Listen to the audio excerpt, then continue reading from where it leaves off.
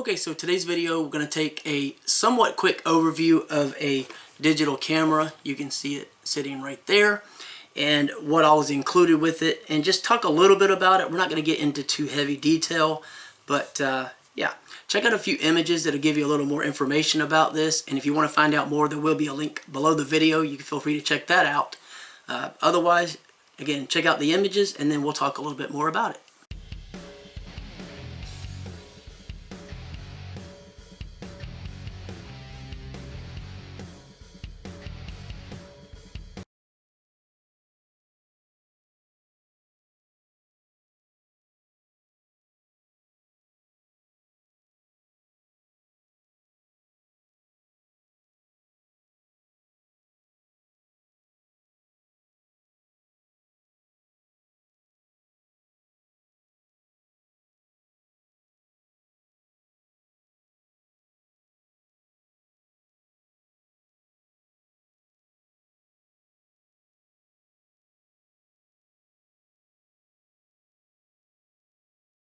Alright, so first and foremost, we'll just take a quick overview of the box and everything here, and because of my vision, I want to make sure I can tell you. So 4K, night shot, Wi-Fi, 48 megapixel.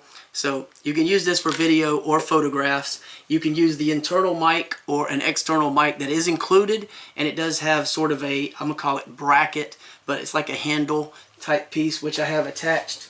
You can see right there, and I actually like that. Even though it doesn't necessarily stabilize the camera, it gives you an option to hold the camera and not be just sliding your hand into the piece. We'll take a little closer look where you slide your hand into it and kind of film like this. You can actually film different ways holding the handle, so I like that that is included.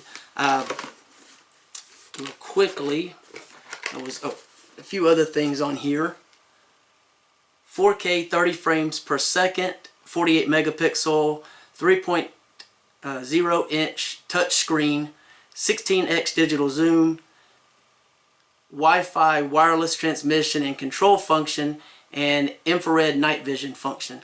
So quite a few different features available. And on the back, I'll try to make this where you can see that, and if you want to pause it and you want to go over all of that information, you can. I think most of that is going to be available via the link below the video, but hopefully I felt it still enough and that was actually good enough you could actually read it.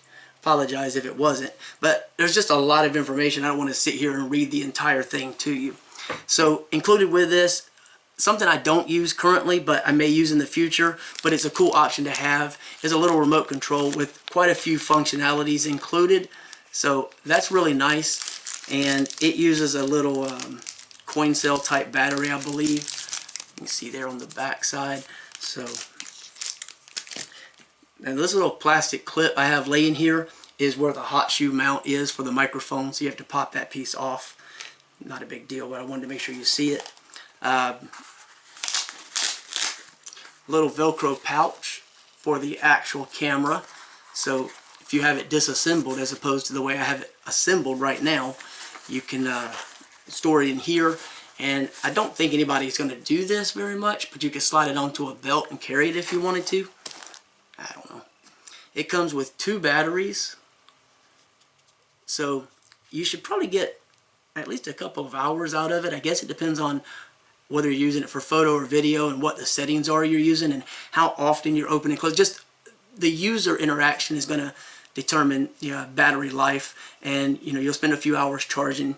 But if you've got 2 batteries, that's a pretty cool thing. The only bad thing here is the batteries do not have a plug like a USB interface to plug them in directly, which some batteries do, and they don't include a battery charger. So you are stuck either finding a third-party solution for the battery so you can keep this charged at all times, or charging it in the camera, and thus preparing beforehand. Like if you're going to go out, maybe you're going to visit the zoo, take your kids out or something, a birthday party, whatever it is, you'll have to charge both batteries in the camera beforehand, and then at some point stop and start back when you change the two batteries. So keep that in mind. The microphone that is included on the top, you can unplug and plug it. Use sort of a 3.5mm jack. I don't know if I prefer the audio from the onboard or the built-in microphone as opposed to the external myself. I kind of leave that up to you to decide. I'm going to give you a quick demonstration. It actually has an off, an on, and a low cut function, and then it has a like a gain, or the opposite of that. You can actually go like plus and minus or neutral as far as the actual pickup, and the low cut function should help if you're shooting outdoors with cutting down on some of the wind and ambient noises that may be picked up. It does have a little bit of a foam filter. It's not one of those big giant fuzzy type deals you see to cut the wind, but it does have a foam filter, and that should help to eliminate some of the different popped cracks and sounds that you hear from your voice, as well as some of the wind noise and everything. The microphone itself is charged separately. It comes with one charging cable, so you can charge the camera and the microphone, but you can't charge them simultaneous. But since it's micro USB, I believe on, or let me see what this is here. I think it's mini. Yeah, it's mini USB on both.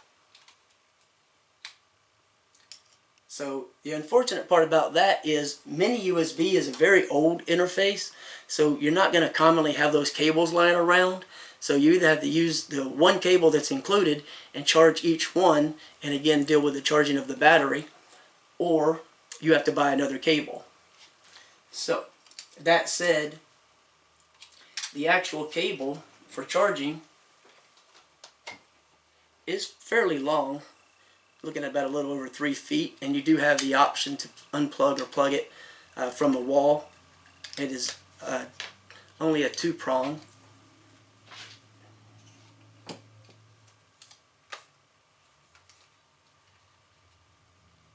When the microphone's plugged in, you can't close the door, so that's something to keep in mind. And when you're not running this additional portion, which just screws off and on, you do have a cap that you can use.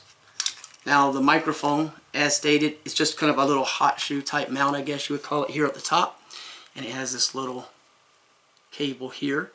On the top you can see your off and on button, let's say off, on, and low cut, and then you have your gain or repression of audio, I don't know, suppression, and then the neutral is in the middle. You have your charge port here.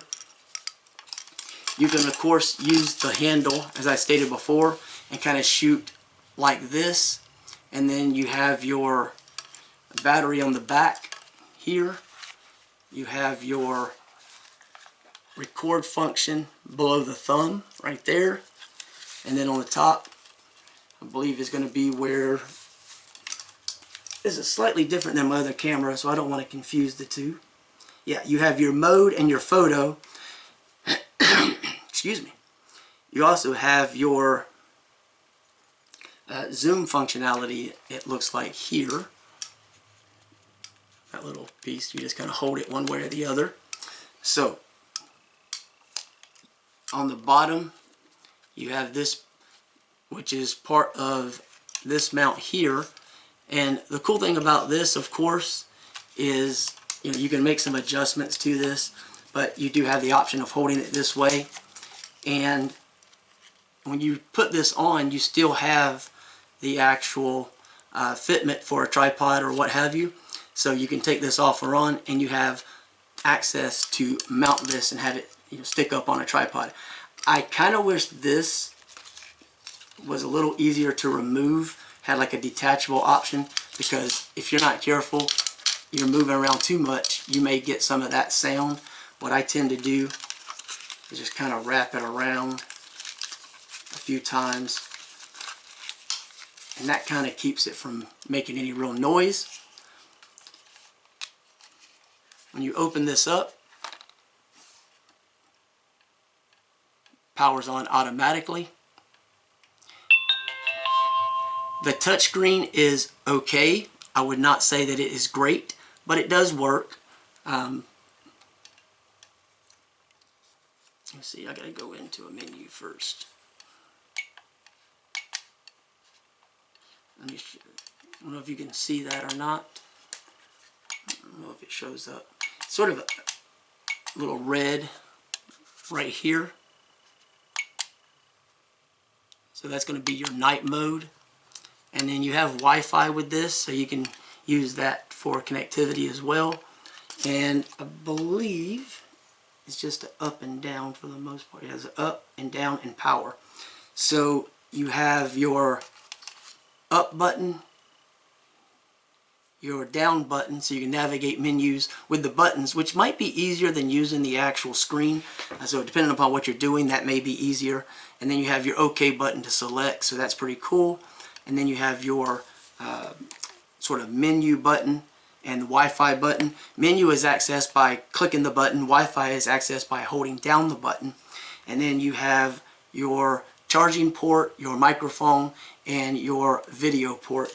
And I didn't mention this before, but you can also hold the power button down and turn it off that way, or push the power button and turn it off that way, or just close it. That's easy. You have a little manual for the actual microphone on top, which is nice. It gives you some good details, good information. And then you have your user manual for the actual camera, and then you have the actual video cable they include. So you can see the smaller and larger ends, and you don't have to buy one of those, because with the smaller end like that, sometimes people don't have those really available. So I believe you can also use this as a web camera, if I'm not mistaken, and I was able to use it. Excuse me. I was able to use this while it was plugged in and charging. So I thought one of the best ways probably would be to tell you, number one, what I think about it, and number two, to show you a real quick demonstration with the camera as far as the video. Now, my opinion of the 4K video, I think this is better as a 1080p camera.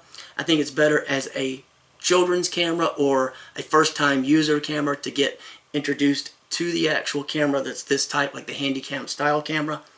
And I think that the digital zoom, while it does work, it of course lacks a lot of stabilization, so that can become problematic if you're shooting something very distant. Capacitive touchscreen, as I mentioned, it works okay. It is not great. I find it just simpler to use the buttons to navigate, and otherwise I think it's overall pretty good for the price. I think at the time right now, or when I got it about a month ago, and I've been in the hospital for about a month, or a little over a month ago, but then I went into hospital for a month, so I didn't get to play with it quite that long beforehand. So just been playing with it a little bit before and a little bit after to get an idea of, you know, what it's capable of. And overall, it's decent. It's not a bad camera. It's about $150 when I got it, and it comes with a pretty nice little accessory package. So what I want to do now is go ahead and let it turn on.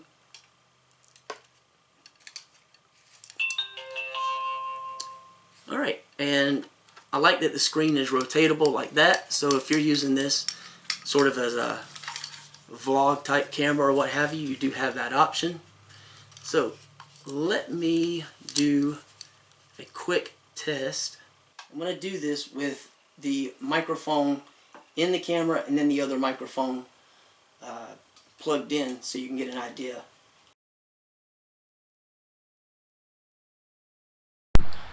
Alright, so vlog style, this is probably kind of a nice option to have.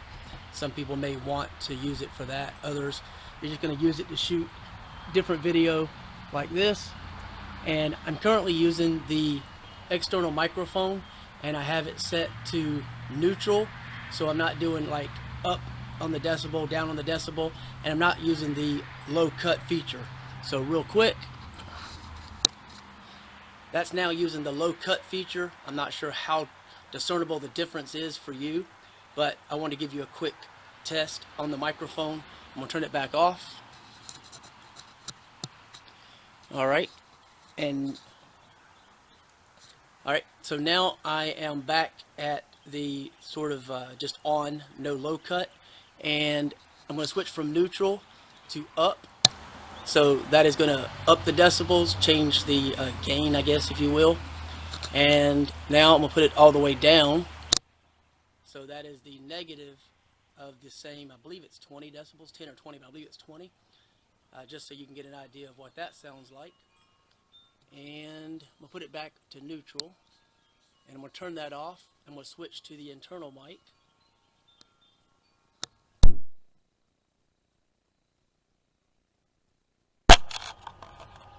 Alright, so that is the internal microphone, so you can get an idea of what that's like.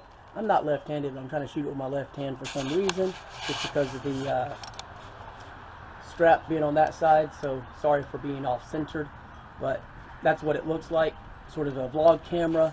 We go like this, so we're just shooting, and you can see, just shooting out into the yard here. And if I do the zoom,